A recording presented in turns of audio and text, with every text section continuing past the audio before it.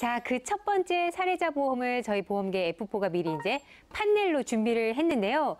지금 이렇게 보니까 뭐 되게 많아요. 자녀보험, 간병보험, 암보험, 사란 건강보험, 든든 건강보험, 내 아이 공제, 보장 공제. 굉장히 다양한 종류의 보험을 갖고 있는 것 같은데 지금 보험이 7개. 이게 지금 한 사람 보험인가요? 네, 한 사람의 보험이에요. 아, 가족 보험이 아니라. 네, 그렇습니다. 네.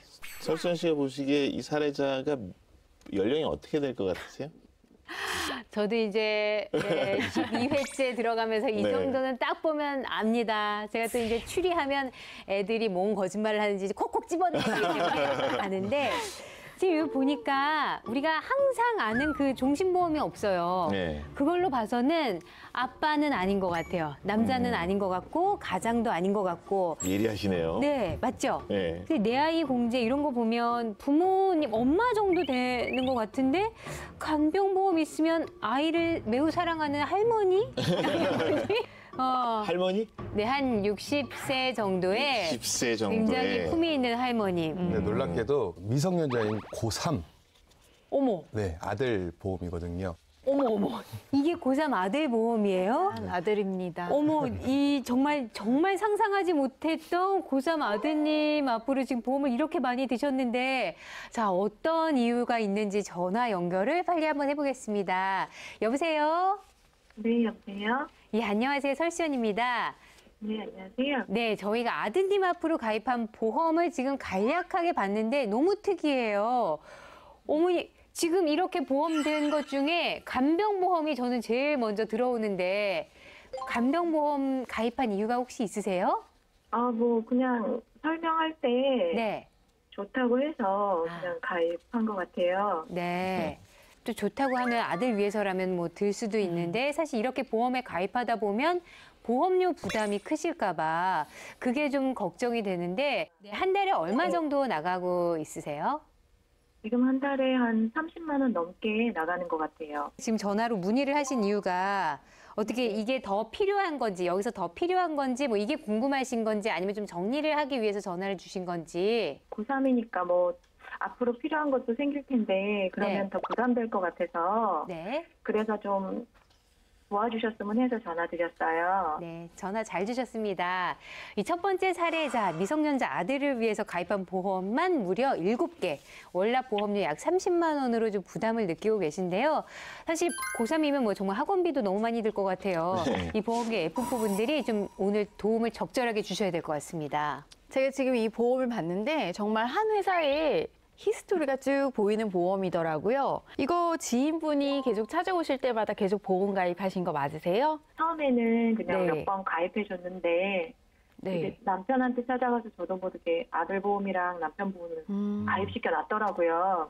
그래서 남편이 거절도 잘 못하고 해서 그렇게 된 것 같아요. 어머니 혹시 그 간병보험은 왜 가입하신 거예요? 이거 뭐 장기 요양 등급 그런 게 있다면서요. 그게 바뀐다고 해서 그 전에 가입해두라고 해서 가입했어요. 그러면 저희가 이렇게 좀 회의도 해보고요. 좀 아드님한테 적절한 보험이 어떤 건지 말씀을 드리도록 할게요. 네, 잘 부탁드리겠습니다.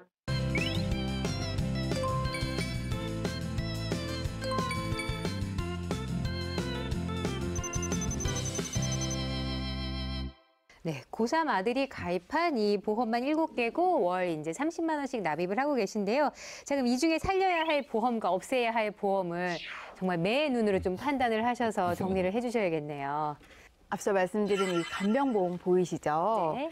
이 간병보험은 사실 지금 가입하시기엔 너무 과도한 보험이라서 저는 이거는 좀 정리하고 갔으면 좋겠습니다. 네, 첫 번째로 간병보험 정리하겠습니다. 네, 이 보험은 특히나 그 요양 등급을 받는 게 사실 40세 이후의 남자분들이든지 아니면 60세 이후에 노년층에 대해서 미리 준비하는 보험이 될 텐데요. 네. 거기에다가 지금 가입 내용을 보니까 아주 위험한 등급에 대해서만 보장이 집중되어 있어서 네. 저는 이거는 좀 정리하셔도 괜찮다 싶습니다. 저기 보시면은 든든 건강보험이라고 월 3만 원짜리 보험 보이시죠? 네. 아까 말씀하셨던 허혈성 심장 질환하고 그다음에 뇌혈관 질환을 보장을 해주는데 네. 이게 400만 원 이렇게밖에 보장이 안 나가요. 아. 거기에다가 21대 질병 수술비, 저희가 항상 특정 질병 수술비는 피해야 될 담보입니다라고 했는데 기존에 있는 보험에서 그걸 보완하기 위해서 3만 원을 더 내시는 거예요. 네. 최근에는 2천만 원씩도 가입이 되시거든요. 네. 뇌혈관, 심혈관이. 그러니까는 저거는 차라리 리모델링 하시는 게 더 유리하실 겁니다. 네. 든든 건강보험도 과감하게 정리를 하겠습니다. 네, 그리고 보시면 지금 암보험 3만 원, 사랑건강보험 4만 5,244원이 있는데 네. 여기 내용을 좀 살펴보니까 갱신형이더라고요. 갱신형 네. 저희가 항상 조심해야 된다고. 그렇죠. 그러니까 평생 납부하면서 일정 기간 동안 보험료가 오르는 갱신형이기 때문에 이것도 과감하게 좀 떼주시면 됩니다. 네. 이것도 갱신형이잖아요. 네, 15년 갱신형으로 되어 있고요. 네. 그리고 이제 아이 공제 상품이랑 그 밑에 공제 네. 상품 같은 경우에는 이제 손해보험사의 주계약인 상해 사망이라든지 상해 후유장애, 네. 뭐 교통상해 후유장애 이런 담보 위주로 잔뜩 들어가 있어요. 만기 환급형으로 가입되어 있으시고 납입은 좀 거의 다 하셨는데 네. 어차피 불필요한 보험이라면 만기 환급금을 받을 때까지 계속 끌고 가는 것도 되게 불필요하거든요. 네, 목돈을 거기다 묶어둘 필요가 없잖아요. 네. 그렇기 때문에 그것도 가감히 두 개 다 정리를 하시는 게 맞을 것 같아요. 네. 가끔 그거 물어보시는 분들 계세요. 저희 쪽에 이제 전화 문의나 아니면 네. 문자로 문의하시면서 납입이 끝났는데 왜 이거를 해약을 하느냐. 나는 이해가 되질 않는다. 그런 저도 시청자분들이 지금 이걸 떼라 있어요. 그래서 이거 거의 좀만 다 내면 이제 끝나는데 네. 왜 이거를 해약하라 네. 그러는지. 네. 근데 생각해 보세요. 내가 지금 쓰지 않는 물건을 아주 비싸게 샀는데 네. 이거를 중고로 팔고 다시 환가로 돈으로 바꾸시는 게 좋으시겠어요? 창고에 묻어 놓으시는 게 좋으시겠어요? 다시 팔고 하는 게 예, 낫죠. 그래서 다시 네. 차라리 생활비 보태시는 게 더 좋죠. 근데 그런 상품이신 거예요. 네. 그렇군요. 근데 너무 또 빠른 정말 빛의 속도로 정리를 해주셔서 지금 이제 딱 하나 남았습니다. 이 보험 딱 하나 남았는데 이 보험은 유지를 하는 게 그럼 난 건가요? 지금 과거에 가입하셨을 때 사실 이 보험으로만 기초를 잘 잡았어도 네. 다른 보험이 부가적으로 가입하지 않으셨어도 됐었을 텐데 네. 지금 이 보험도 사실은 과다한 상태예요. 한 개의 보험에 과거에 가입한 보험료가 8만 원이 넘는다라고 한다면 여기에도 불필요한 특약들이 많이 들어있거든요. 그래서 여기에는 필요한 것만 남기고 보험료를 좀 줄인 다음에 네. 그다음에 유지할 수 있도록 저희가 도와드리고 싶습니다. 그럼 이거는 좀 밑으로 내려볼까요? 네. 이 보험 상품 안에서 정리할 건 정리하고 남길 건 남기는 걸로 해서 좀 밑으로 좀 자리를 옮겨봤는데요. 저희가 리모델링 할 때 불필요한 특약은 삭제해달라고 하잖아요. 구체적으로 어떤 특약들이 불필요한 건지 사실 이게 좀 딱 당해서 뭐 이렇게 정리가 잘 안 되거든요. 좀 불필요한 것 좀 알려주세요. 일단 실손의료 비에서 보장이 되고 그렇게 과도하게 병원비가 들지 않는 수술비 특약들은 좀 제외를 하셨으면 좋겠는데요. 네. 가장 대표적으로는 충수암 수술비, 피부과 질병 수술비, 그리고 호흡기 관련 질병 수술비. 그리고 또 가장 불필요한 것 중에 대표적인 게 이제 위로금 들어가는 것들이 있어요. 네. 강력범죄 위로금, 식중독 위로금. 오. 예, 그러니까 저 구별하기 어려우시면 그 담보 뒤에 위로금 붙어 있는 것들은 네. 대부분 이제 보험으로서 해결할 부분이 아니다라고 생각하시는 게 좋을 것 같아요. 보험이 되는 내용 중에서 정말 필요한 부분만 잘 골라내고 이렇게 불필요한 부분들은 좀 섞어내면 그런 네. 보험료가 굉장히 많이 이제 좀 정말 많이 줄겠죠. 네. 줄겠네요.